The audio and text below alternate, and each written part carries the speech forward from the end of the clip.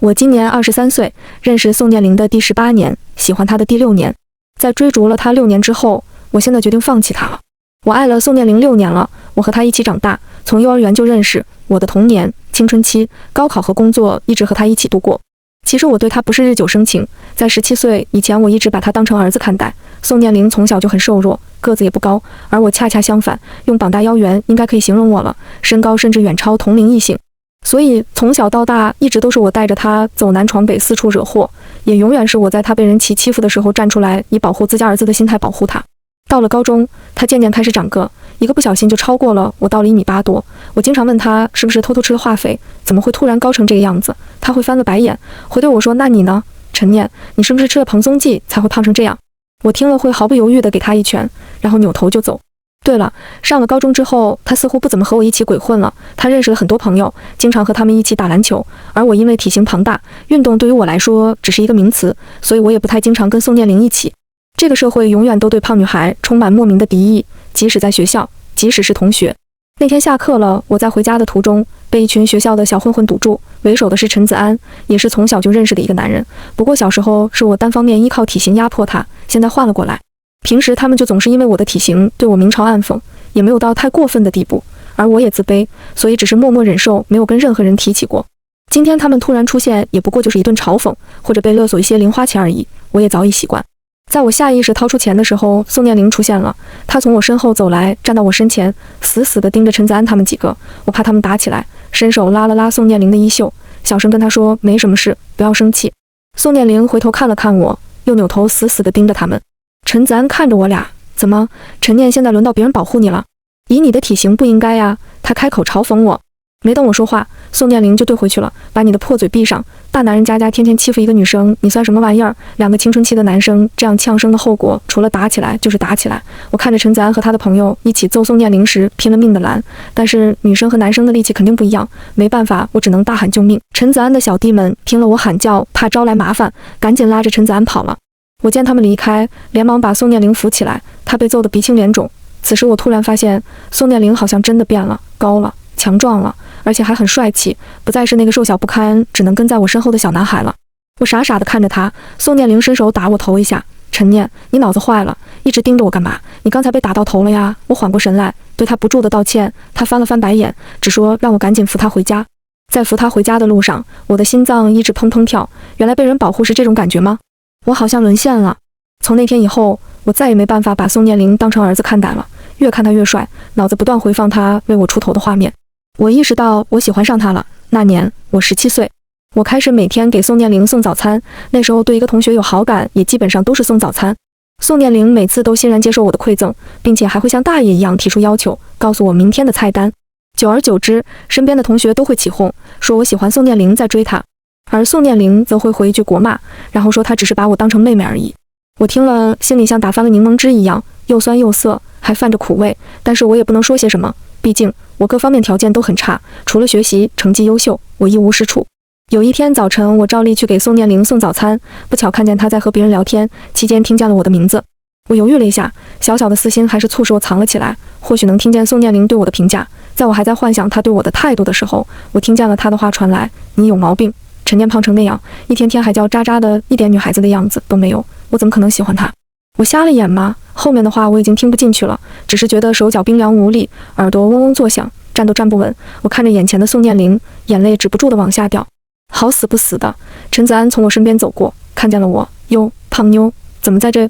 陈子安刚刚开口，就看见了我哭得鼻涕眼泪混在一起的大花脸，一下子闭了嘴。我狠狠地盯着他，不知道哪来的勇气，把手里的早餐全都砸向了他，一边砸一边骂他。宋念玲被我们这边的声响吸引过来，看见哭得像个鬼一样的我和被我单方面殴打的陈子安，赶紧上前拉住我。他推了一下陈子安，指着他问他是不是又欺负我了。陈子安这次冤枉死了，他恶狠狠地拍开宋念玲的手指，骂我俩一个死胖子，一个臭疯子，真是绝配。宋念玲听了，毫不犹豫地挥拳打过去，而陈子安也不甘示弱，和他扭打在一起。最后我们三齐刷刷被请进老师办公室。在办公室里，任凭老师怎么问，我就是一言不发，只是低头哭。后来老师可能对我哭烦了，连家长都没有叫我的，就让我走了。只是宋念玲和陈子安双双喜提醒家长以及一个纪律处分。那天我到家就开始嚎啕大哭，连晚饭都没吃。爸妈担心我问我怎么了，我也不说话，就是哭，一直哭到后半夜才迷迷糊糊的睡着。第二天，我看着镜子里的我，真恨不得给自己一拳。本来就胖，眼睛就小，更因为昨天晚上的痛哭使用本就给脸盘省地方的眼睛显更加微不足道了。我昏昏沉沉的去上学，路过早点摊，停了脚步，最终还是买下了宋念玲爱吃的早餐。我低头看着手里的早餐，有些惆怅。喜欢一个人真的都会这样吗？还是只有我卑微如此？我依旧每天给宋念玲送早餐，但是一直没有跟她表露过我的心意。我有自知之明，不表白我还可以在她身边，哪怕是朋友的身份，表白了恐怕这10几年的情分就都没有了吧。高中生涯过得很快，一转眼高考结束了，我如愿考上一个很好的大学，而宋念玲留在了本地的一个大学。我给她送早餐，一直送到毕业，所有人都说我喜欢她，她却咬定我们只是朋友。我不相信她看不出来我对她的在意和喜爱。如果不是因为把她放在心里，谁会风雨无阻地早起半个小时给她送爱吃的早餐？上大学前一天，我咬了咬牙，决定和宋念玲告白。我给她发短信叫她出来，说有很重要的事跟她说，晚上8点我会在我们小时候经常去的公园秋千那等她。她回复我好。我放下手机，洗了头，化了妆，找出我最漂亮的衣服，在7点半就到了约定的地点。我在忐忑不安中等了半个小时，她没来，我告诉我自己可能已经在路上了。我继续等，一直等到10点，她还没有来。我忍不住给她打了电话，却一直没人接。我很慌，我甚至以为她是不是出了意外。我飞快地跑到她家楼下，在那里我看到了她和一个女生抱在一起。女生很漂亮，还很瘦，在宋念玲怀里看起来很柔弱可怜。我看着抱在一起的2个人，最终还是扭头回了家。我走在路上，觉得穿裙子一点都不方便，不能跑，不能跳，真难看，难看的我都哭了。我一路走一路哭，到家以后爸妈已经睡了，我把裙子脱下来扔在地上，照了照镜子，发现自己妆都哭花了，真丑，还胖，难怪宋念玲不喜欢我。谁会喜欢我呢？没人会喜欢的，我是个丑八怪。我滑坐在地上，抱着自己，因为怕吵醒爸妈，连哭都不敢大声哭。我告诉自己，我一定要放弃宋念玲了，我不可以再因为她掉眼泪。就这么哭着哭着，一直到天亮，我也没有睡觉。马上要去大学了，我站起来，头晕晕沉沉的。我强打着精神洗了脸，换了衣服，拿好行李准备出发。爸妈看见我肿得像桃子的眼睛，问我怎么了。我装出一副笑脸说，只是舍不得离开家。妈妈笑了笑，摸了摸我的头，安慰了我2句。在我即将前往车站的时候，宋念玲来了我家，她看起来很开心，满脸笑容。她看见我，跑过来说，陈念，你要走了。我告诉你一个好消息，你大哥我脱单了。我看着他的笑，觉得很讽刺，但是一切都是我自己的选择，不是吗？我谁怪不了。我挤出笑脸，是吗？那恭喜你了。对不起，我昨天放你鸽子了。我女朋友突然来找我，我们聊得有点久，又陪她吃了饭，看了电影，忘记给你发信息了。她挠了挠头，跟我道歉。没事，我摇了摇头，我也没有等太久，不是什么重要的事。她还想说什么，我直接打断她，跟她说我要走了，得赶紧去车站了。他点了点头，跟我说等开了学稳定了，他去找我玩，带着他女朋友。我笑了笑，上了车。这一路上，因为有爸妈在身边，我一滴眼泪也没有掉。但是我知道，我还是喜欢他，非常喜欢他。我没有办法不想他，没有办法把他从脑子里摘出去。我可真没出息。我把大学当做一个全新的开始，我决定改变自己，从内到外的改变自己。我开始减肥，学着打扮自己，学着抛掉自卑去交朋友。大学的生活忙碌且充实，我认识了新的朋友，减肥也开始出现成效。虽然我还是会想起宋念玲，但是她是年少的欢喜，情窦初开的执着，怎么可能轻易放下？日子本来很平淡的过去，转眼大学过去了3年，期间我和宋念玲一直不咸不淡的有着联系，偶尔放假回家还会出去吃个饭。大4有一天，宋念玲突然给我发信息，告诉我她来了。我看到她的消息，心里很开心，她主动来找我，是不是说明在她心里我还是有位置的？我值得她跨越城市来探望。我满心欢喜地回了她的消息，回到寝室开始打扮自己。舍友看我的举动，都问我是不是男朋友来找我了。我怔了一下，回答道只是发小，他们都不相信，开始起哄。我笑着应付过去，继续为了他的到来做着准备。舍友们看我这么重视，也开始七手八脚地帮我。在大家的努力下，我终于结束了装扮。我看着镜子里的自己，猛然发现我瘦了好多，也挺漂亮的。为了漂亮，还特意穿了高跟鞋。或许宋念玲看见这样的我，也会有一点心动吧。估计着她差不多到了，我也到了约定的地方等她，却看到了她和另一个女生，不是之前和她拥抱的那个，是另一个。宋念玲看见，大老远向我挥手，拉着那个女生跑过来。她看见我的样子，愣了一下，哇，陈念，可以呀，瘦成这样了，这么漂亮啊！我笑了笑，没说话。哦，对了，这是我女朋友，叫刘晴。她指着身边的女生跟我说。我笑着冲刘晴打了招呼，转头问宋念玲怎么有空来找我了。她说刘晴就在这个城市上学，她来找刘晴，想起来我也在这上学，就想着跟我聚一下，顺便介绍刘晴我们认识一下。原来如此，她不是特意来找我的，多可笑啊！我还自作多情的以为我是她值得大老远来探望的人。我忍住心中的酸涩，笑着跟他们讨论着要去哪里玩。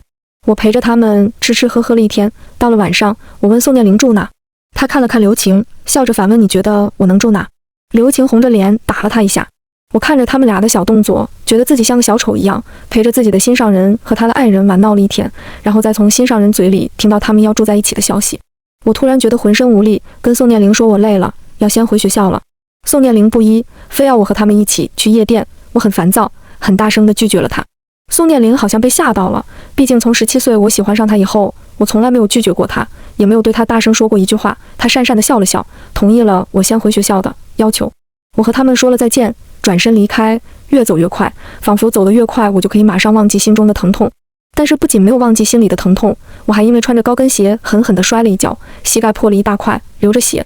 我跌坐在地上，望着血淋淋的膝盖，也不管有没有人，就放声大哭。在我哭得上气不接下气的时候，有一个人拍了拍我的肩膀，我抬头一看，不由感叹，人果然会一直倒霉，居然是陈子安。他看着我，试探地叫出了我的名字，我瓮声瓮气地答应了一声。陈子安看了看我摔破的膝盖，又看了看我哭成鬼的脸，把我扶了起来。没想到你变化这么大，现在这么瘦，还这么漂亮啊！他扶着我说。我没有因为他的夸奖感到开心，因为我还沉浸在悲伤中无法自拔。一个不留神，我就又崴了脚，本来就一瘸一拐的，这下更走不了路了。陈子安看我疼得龇牙咧嘴，冲我说了一句：“你是猪吗？走路都走不好。”我本来就很难过，听了他的话更生气了，一把推开他，哭着骂他，大喊他们都欺负我，都不是人。陈子安吓了一跳，赶忙捂住我的嘴，跟我不住的道歉。我挺住了叫喊，改为低声抽泣。陈子安看着我的样子，叹了口气，蹲下身子说：“背我回去。”我也没客气，直接扑上去了。一路上我哭得涕泗横流，鼻涕眼泪全蹭在了陈子安身上，他也没有说什么，只是背着我默默向学校走。还是那句话，人要是倒霉，喝水都能塞牙缝。我趴在陈子安背上，看着紧锁的宿舍大门，瞬间又开始嚎啕大哭。陈子安可能是被我哭得烦到了，咬咬牙说：“大姐，您能不哭了吗？您哭了一路了，等会改被人举报了。”我停住了大哭，抽抽搭搭地说：“我委屈，我今天已经够倒霉了，我现在还回不去宿舍，哭还不行吗？”陈子安看我又要哭的架势，赶紧说：“姐，念姐，我给您安排住宿行不？您可别哭了呀！”我揉揉眼睛，两条腿晃了一下，那还不赶紧背我去？陈子安看起来有点无语，但是也没有拒绝，背着我到了学校附近的一个酒店。我看着眼前的酒店，陈子安，你干嘛？趁火打劫吗？怎么带我来酒店？大姐，我也不是本地人，我们学校宿舍也关门了，不住酒店，咱俩住桥洞嘛。陈子安回对我。我想了想，也是，就乖乖地趴在他背上进了酒店。陈子安其实挺好的，他为了让我安心，特意开了2间房，把我送到房间才转身出去。他出去之后，我躺在床上傻傻地盯着天花板，不知道宋念玲现在在哪里，和他女朋友在干什么。我越想越难过，也很生气自己这么卑微地去喜欢一个人。突然有人敲门，我一瘸一拐地走到房门，透过猫眼看了看，是陈子安。我打开房门，看见他拿着一兜子药膏和纱布，还有一双平底鞋进来了。他把我扶回床铺上坐好，拿出药来蹲下替我给我的伤口上药，又用纱布包好。我看着他的样子，恍然觉得自己似乎从来没有被除了爸妈以外的人用心照顾过，又或者我这些年一直在追逐着不属于自己的东西，忘记身边的很多美好。好了，包扎好了，你好好休息吧。陈子安站起身来，今天谢谢你啊，我说道。没事，陈子安挠了挠头，就当是我之前欺负你，现在对你的补偿吧。陈子安走后，我自己躺在床上，以为会继续伤心难过，但是没想到很快就睡着了。早晨起来，洗漱好之后，我收到了陈子安的信息，叫我一起去吃早饭。我看着那双漂亮的高跟鞋，并没有再次穿上，而是选择陈子安给我买的平底鞋。到了楼下，陈子安已经等了我一会儿了，我笑着冲他打招呼，他看到我穿的鞋，也笑了笑。念姐，你还是适合平底鞋，个子这么高，没必要穿高跟鞋喽。我有些不好意思，打了他一下。我们办理好退房手续，刚想离开，就听到了一个熟悉的声音叫住了我。我一瞬间有点不知所措，是宋念玲。他快步走到我和陈子安面前，身边还有他的女朋友。宋念玲看见陈子安之后，脸色不太好。我说：“怎么不和我们一起去玩？原来是有人陪你。”他阴阳怪气地对我说道。我有点紧张，可能是他误会了我们的关系。我刚想开口解释，陈子安却抢先一步开了口：“怎么了？你有女朋友陪，陈念不可以有人陪吗？宋大帅哥，你说什么？宋念灵很生气，你之前高中的时候那么欺负他，现在又出现在他身边，怎么高中3年没欺负够，现在又要继续吗？陈子安啧了一声，我欺负他？宋念灵，你搞清楚状况没有？欺负他最狠的人不是你吗？我是欺负过他，但是后来我就改了，倒是你阴魂不散，一直折磨他。你在说什么鬼话？宋念灵猛地揪住陈子安的衣领，你把话给老子说清楚，谁阴魂不散折磨他了？我见状赶紧上前拉开他俩，宋念灵的女朋友也拉住了他。子安，别说了，我们走吧好不好？我哀求道。陈念，你什么意思？你让他把话说清楚，谁折磨你了？宋念灵不依不饶地追问。谁折磨他？陈子安把我护到身后，就是你呀！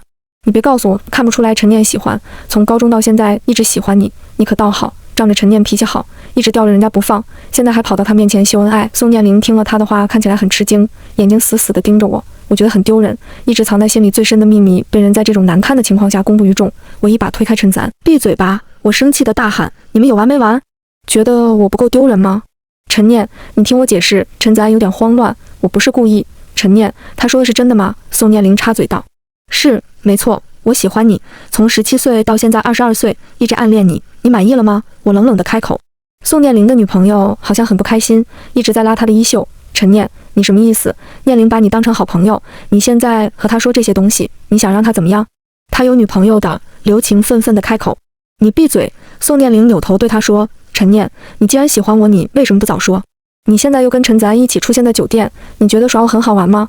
我听了他的话，心都要碎了，我怎么不早说？大学开学前一天，我约你出来，就是想跟你说清楚，我等你等到半夜，你一直没来，我甚至以为你出了意外，慌慌张张地跑到你家楼下，却看到你和另一个女生抱在一起，我怎么跟你说？你给我机会了吗？陈念，我那天……宋念灵想说什么，你不用解释，只不过就是你不喜欢我，所以觉得和我的约定没那么重要而已。再说你现在有女朋友，有什么理由以什么身份管我和谁从酒店出来？你是不是管得太多了？我继续说道，眼泪却止不住地往下流。算了，不跟你说这些有的没的，以后能不联系就不联系吧。说完，我扭头冲出了酒店。陈子安连忙追了上来，到了外面，他一把拉住我，对不起，陈念，我不是故意要你丢人的，我只是一时没控制情绪，所以才说出来的。我推开他的手，没事，不怪你，早晚都有这么一天，无所谓。说出来，我心里也好受一点。陈子安看着我，你也别太难过，你现在这么漂亮，一定可以找到更好的人的。好，我笑了笑，我先回学校了，你自己去吃饭吧。和陈子安分开之后，我就回了学校。舍友们看我回来，开始追问我昨天晚上去了哪，怎么一晚上不回宿舍。我打着哈哈敷衍了过去，然后一脑袋扎进床铺上，把手机一关机，开始睡觉。谁能想到我一觉睡到了晚上8点，我揉揉太阳穴坐起来，可能是睡多了，脑袋昏昏沉沉的，肚子也很饿。我掏出手机开了机，发现有好多条陈子安发来的信息，还有他的未接来电，而宋念灵却一条信息都没有给我发，可能他现在已经放弃我这个朋友了吧。我揉了揉脸，给陈子安回了电话，他叫我出去一起吃饭，我拒绝了，我现在实在是没有力气，也没有心情再出去见别人了。我扔下手机，又一脑袋扎进了床铺。突然有人给我打电话，我拿起来一看，是宋念灵。他给我打电话，为了嘲讽我，或者是特意跟我说一句绝交。我深吸了一口气，接通了他的电话。陈念，我们在一起吧。宋念灵开口就是这么一句话，把我着实吓了一跳。宋念灵听我半天没说话，又开口说道，我不知道你一直喜欢我，现在知道了，我和刘晴分手了，你不愿意和我在一起吗？愿意愿意。我一边回答，一边在手机另一边疯狂点头，觉得这5年的追逐终于有了结果，就像是一个写着1000万的支票直接糊在我的眼前一样。挂了电话之后，我在床上来回来去打滚，心脏砰砰的乱跳，差点飞起来拿着大喇叭吆喝我陈念和宋念灵在一起了，手都开始发抖。我强忍着眼泪给陈子安发消息，昨天要不是他逼我一把将窗户纸捅破，可能我和宋念灵也不会在一起，所以我得好好感谢他。陈子安收到我的消息，过了好久才回复，他吵着闹着要我请客吃饭，我同意了，想着可以叫上宋念灵一起，顺便让他俩的关系缓和一下。我给宋念灵发消息说要一起吃饭，但是他拒绝了，说已经回学校了，下次有机会再去。我有点失落，刚刚在一起就要分开，连面都不见嘛。不过一想到现在大4马上可以实习了，我可以回家那边找实习单位，那样就可以天天见到他了，也不急在这一时，瞬间也就释然了。5年都等了，这点时间也不怕什么。转眼到了要实习的时候，我兴高采烈地找好了实习单位，收拾好行李就往家里跑。我没有提前告诉宋念灵要回家实习，想着可以给他一个惊喜。到了家，我收拾好一切，就迫不及待地联系了他，告诉他我回来了，以后我们可以天天见面了。但是他并没有很开心，只是淡淡地回应了我一下，可能是他人比较内敛吧，我自己安慰自己。实习的日子并没有很忙，我就经常在工作时间偷偷摸鱼给宋念玲发消息，遇到任何小事都会跟她汇报一下，哪怕是在网上冲浪看见什么新奇的东西，我都会第一时间分享给她。但是宋念玲并不热络，只是偶尔回复我，大多数时间都是我单方面分享。我开始怀疑她是不是真的喜欢我，或者只是觉得我可怜，同情我才会和我在一起。我其实并不敢去问，因为害怕面对现实，所以只能继续装傻充愣，希望我的单方面付出有一天可以收到她的回应，哪怕一点点。马上宋念玲要过生日了，我特意请了假，亲手给她做了蛋糕，准备了从她出生到23岁的礼物，预定了我们曾经最喜欢去的饭店，怕她又放我鸽子，我还提前暗示过她生日可不可以和我一起过，她同意了。我想我这样用心的准备，她应该会很感动，会对我的感情有些回应吧，哪怕一点点就好。到了她生日那天，我提前2个小时到了饭店等她，一切都准备妥当，就等她的到来。我从晚上6点等到8点，等到10点，期间我给她发了好多信息，也打了很多电话，却一个回应都没有。服务员不止一次问我什么时候上菜，我都说马上，再等等，马上了，马上就会来了。但是一直到饭点打烊，她也没有来。我捧着蛋糕走出饭店，不知道怎么形容我自己的心情，好像是一大块奶油糊在心上，黏黏腻腻，擦不掉，很重，重到心跳快要停止了。我浑浑噩噩地走到他家楼下，捧着蛋糕坐在门口，一直到凌晨2点，他才被他的朋友们架着回来，旁边还跟着刘晴。他看起来喝了很多酒，路都走不利索了。他的朋友看到我很惊讶，惊讶的原因是什么呢？是我傻乎乎地捧着蛋糕一直等他，还是他从来没有跟别人提及的人在他生日当天出现在他家楼下？我主动走上去告诉他们我是宋念玲的女朋友。他的那些朋友有些尴尬，看了看刘晴，半晌才带着勉强的笑跟我打招呼，并且告诉我宋念玲是跟一群朋友一起喝的酒，喝的有点多了，大家不放心，他才一起把她送回来。我笑了笑回答道理解。他们把宋念玲交到我手上，拉着满脸不情愿的刘晴离开了。我看了看手里的蛋糕，犹豫了一下，决定把蛋糕扔掉，然后费劲巴力地把她送到了家里。她父母没和她一起住，所以我替她换好了睡衣才离开。在回家的路上，我以为我又会哭，但是我却异常的平静。我觉得心里有些东西在慢慢的消失，说不准是什么，或许是多年的执念，我不知道，也说不出来。到家我平静的洗漱完，躺在床上就睡着了。第2天早上，我看到手机收到了很多宋念玲的消息和未接来电，我给她回了过去。她的声音听起来有点哑，可能是宿醉的原因，一直在跟我道歉，解释昨天晚上的事。她的朋友非得吵着要和她一起喝酒，她没办法拒绝。到了酒吧才发现刘晴也在，手机又没有电了，所以一直没有跟我联系上。我平静地听她解释完，然后只是淡淡的笑了一下，告诉她没关系，我理解，让她继续好好休息一下。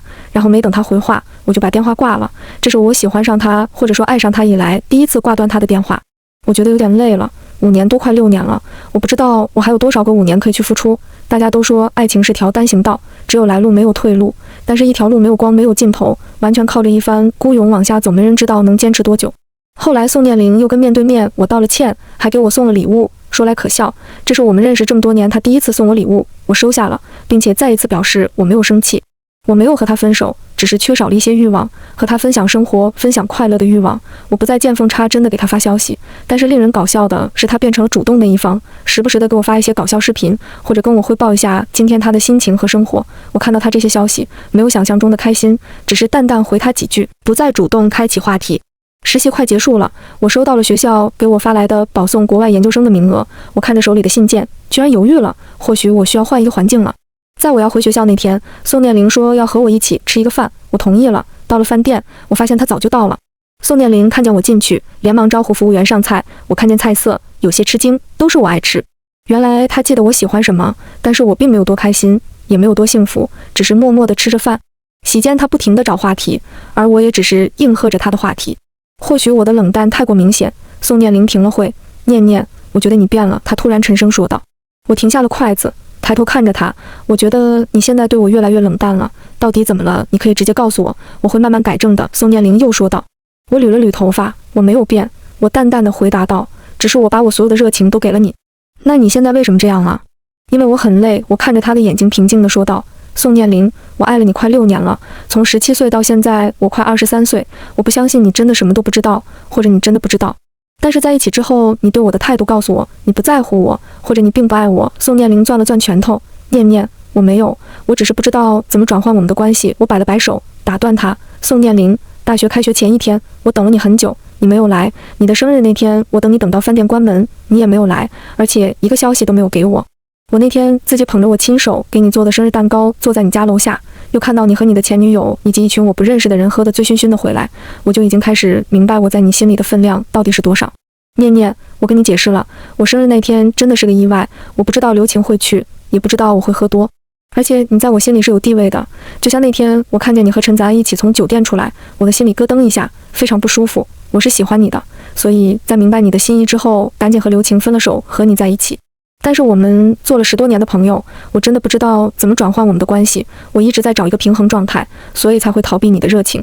宋念灵，或许你说的是真的，但是我真的累了，很累很累，在追逐你的这条路上，我一个人跑了太久了，久到我把自己都遗失了。我喝了口水，现在我不想跑了，所以我觉得我们还是分开比较好。宋念灵听了我的话，猛地站起来，走到我身边，拉起我来抱住。念念，不要分手，我都会改，你给我一次机会好不好？我觉得脖子间湿漉漉的。他哭了，宋念灵因为陈念哭了，他可能真的喜欢上我了，只是现在的陈念已经不再需要宋念灵的感情了。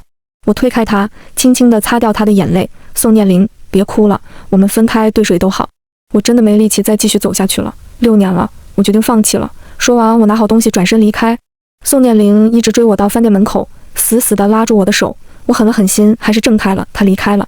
回到学校之后，宋念灵还是不停地联系我，甚至来我学校找过我，我一点回复都没有，也没有见他。我不想给他任何莫须有的希望，我要放弃他，不是一时冲动的决定，是我经过众多事情做过考虑之后的结果。我体会过一直被人给希望却一次次失望的感受，我怎么忍心让我爱了6年的男孩也体会这种感觉呢？哪怕我已经放弃他了。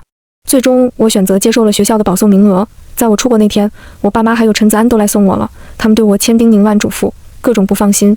陈子安还告诉我，等我在国外稳定下来，他会去看望我，我都一一应下。不知道宋念灵从哪里得到我今天出国的消息，在我马上进安检口时，他突然气喘吁吁地跑过来，一直在叫我停下脚步。我回头看着他，那个我爱了6年的男孩，他还是我心里那样高大帅气。看来我这6年没有爱错人，哪怕只是外表也是值得的。我冲他释然一笑，转身走进了检票口。再见了，我6年的爱恋，再见了，我年少的执着，再见了，我记忆中明媚的少年。飞机起飞之前，我收到了2条信息，一条是宋念灵的，只有3个字，对不起。我没有回复。另一条是陈子安的，一句话，向前看，我等你回来。我笑了笑，回他，怎么这么肉麻？难道暗恋我？随即他就回复我，怎么了？犯法吗？就喜欢你怎么了？我看着手机，呆了一下，最后回复他，不犯法，看你本事了。飞机要起飞了，我把手机关了机，闭上了眼睛，却觉得眼前一片光明。